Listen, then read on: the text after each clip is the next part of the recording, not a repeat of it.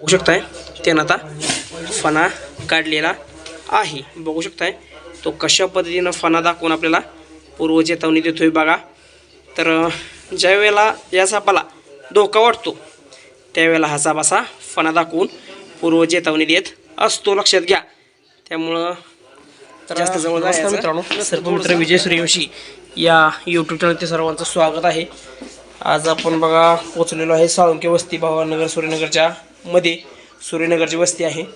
तर या ठिकाणी एक महत्त्वाचा विषय बघा, एका पोत्याच्या पाठीमागं बसलेला एक साप आपल्याला दिसतोय। तर बघा हा समोर आपल्या साप आहे, तुम्ही ओळखला असेल त्याला, कारण तुम्ही जर माझे व्हिडिओ बघत असाल तर तुम्ही त्याला बरोबर अगदी ओळखणार। तर हा साप बघा इंडियन स्पेक्टिकल कोब्रा आहे, म्हणजेच भारतीय नाग, आणि खूपच विषारी असणारा साप आहे। त्यामुळं याच्यामध्ये नेरोटॉक्सिन बघा प्रकारचं विष आढळून येतं आणि ते थोडंसं घातक असतं।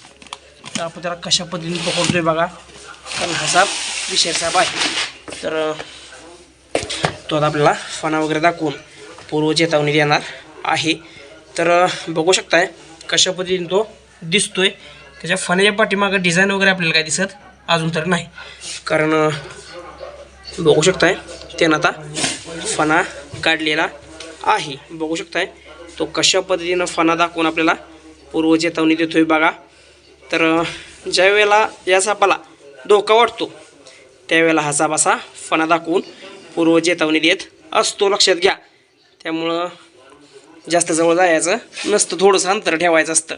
आणि फण्याच्या पाठीमागं मोडी लिपीतला धाजांक दिसत असतो। तर तो घाबरायला लागलाय, घाबरून आता पळण्याचा प्रयत्न करेल।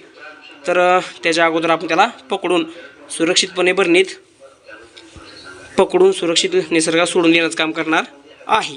तर बघा आपल्याला सुप्रिया साळुंके यांनी कॉल केला, त्यांचं मनापासून धन्यवाद बघा। त्यांनी या मुख्य प्राण्याला वाचवायला आपल्याला मदत केलेली आहे।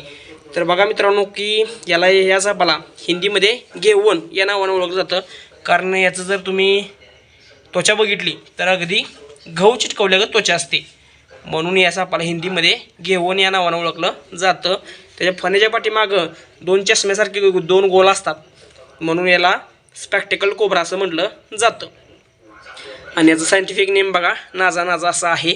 आपण त्याला वेळ न वाया घालवता सुरक्षित पकडून बरणीमध्ये पॅक करून सुरक्षित निसर्गात सोडून देण्याचं काम करूया। आडवास पकड बघा अशा पद्धतीने आपण त्याला पकडतोय, अगदी सुरक्षितपणे त्याला बरणीमध्ये घालूया आपण।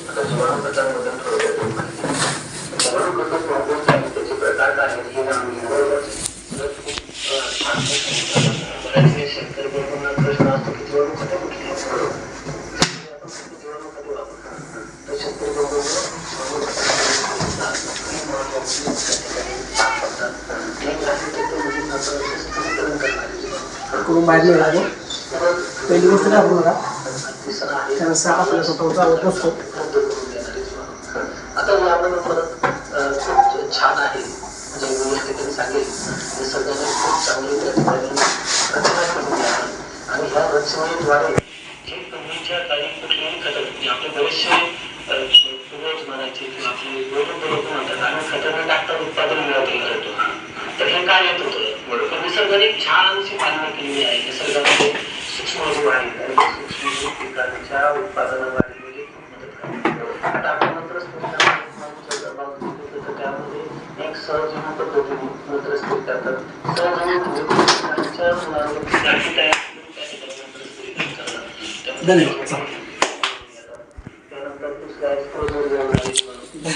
तर बघा मित्रांनो आपण पकडलेला हा स्पेक्टिकल कोब्रा भारतीय नाग या जाती साप आपण सुरक्षितपणे निसर्गाच्या सानिध्यामध्ये सोडलेला आहे।